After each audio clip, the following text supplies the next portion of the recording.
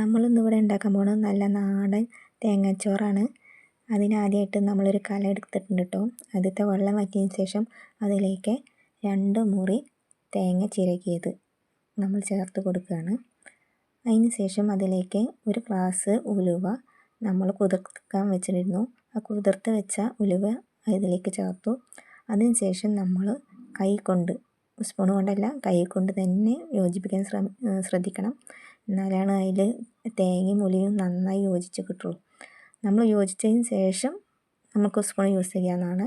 അതിന് ശേഷം സ്പൂൺ കൊണ്ട് നന്നായി ഇളക്കി കൊടുക്കണം കേട്ടോ. അടി പിടിക്കാതെ തേങ്ങയും ഉലുവയും നന്നായി ഇളക്കി കൊടുക്കുക. അത് വെന്ത് വരുമ്പോൾ തേങ്ങയുടെയും ഉലുവിൻ്റെയും ഒരു പ്രത്യേക മണം നമുക്ക് അനുഭവപ്പെടും കേട്ടോ. അതുവരെ നമ്മൾ ഇങ്ങനെ ഇളക്കി കൊടുക്കണം.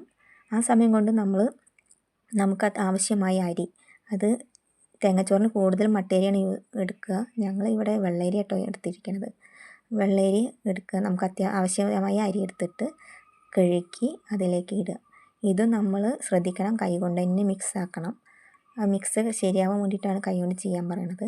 അതിന് ശേഷം നമ്മൾ സാധാ ചോറ് വെക്കുന്ന പോലെ തോനെ വെള്ളമൊന്നും ഒഴിക്കാൻ പാടില്ല. അതിന് വേവാൻ പാകത്തിനുള്ള അത്യാവശ്യം വെള്ളം മാത്രം ഒഴിക്കുക. കാരണം നമ്മളിത് ഊറ്റുകയല്ല ചെയ്യണത്, വറ്റിച്ചെടുക്കുകയാണ് ചെയ്യുന്നത്. ചോറ് ഈ വെള്ളം വറ്റിച്ചെടുക്കുകയാണ് വേണ്ടത്.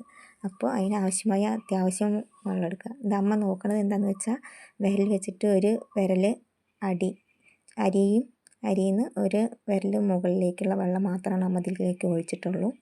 അതിന് ശേഷം നമ്മൾ ഈ സമയത്ത് ഉപ്പിടരുത്. നമ്മൾ പാതി വേവായതിന് ശേഷം ഉപ്പിടുക. അതിലേക്ക് ചെറുള്ളി, അത്യാവശ്യം വേണ്ട ചെറുള്ളി നമ്മൾ ചെറുതായി അരിഞ്ഞിട്ടുണ്ട്, അത് നമ്മൾ അതിലേക്ക് ചേർക്കുക. ചെറുള്ളി എത്രയും ചേർക്കുന്നത് അത്രയും നല്ലതാണ്.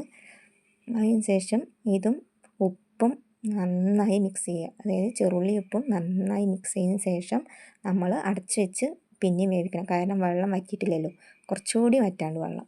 അപ്പോൾ നമ്മൾ എന്ത് ചെയ്യണം, ഒന്നുകൂടി അടച്ച് വെച്ച് വേവിക്കണം. ഇപ്പോൾ നോക്കി നോക്കും, കറക്റ്റ് പാകമാണ്. നമുക്ക് തോന്നും വെള്ളം ഉണ്ട് തോന്നും, ഇല്ല കേട്ടോ, കറക്റ്റ് പാകമാണ്. അത് നമ്മളിത് ഇനി വാങ്ങി വെച്ച് കുറച്ച് കഴിയുമ്പോൾ കറക്റ്റ് പാകമാണ്. നോക്കി നോക്കൂ, ഇപ്പോൾ തേങ്ങച്ചോറ് റെഡിയായി. സിമ്പിൾ മെത്തേഡിൽ നമുക്ക് ഉണ്ടാക്കാൻ പറ്റാവുന്ന തേങ്ങച്ചോറാണ്. എല്ലായിടത്തും ഇങ്ങനെ തന്നെയാണ് ഉണ്ടാക്കണമെന്ന് എനിക്കറിയില്ല കേട്ടോ. ഇത് ഞങ്ങളുടെ നാട്ടിൽ ഉണ്ടാക്കുന്ന തേങ്ങച്ചോറാണ്. ഇതിൻ്റെ കൂടെ നാടൻ ചിക്കൻ കറി തേങ്ങച്ചോറും ബെസ്റ്റാണ്. സംക്രാന്തിക്ക് ഞങ്ങളുടെ ഭാഗത്തൊക്കെ തേങ്ങച്ചോറും ചിക്കൻ കറിയാണ് ഏറ്റവും കൂടുതൽ ഉണ്ടാക്കുന്നത്. വീട്ടിൽ ഓരോ പ്രാവശ്യം ട്രൈ ചെയ്യൂ. Thank you.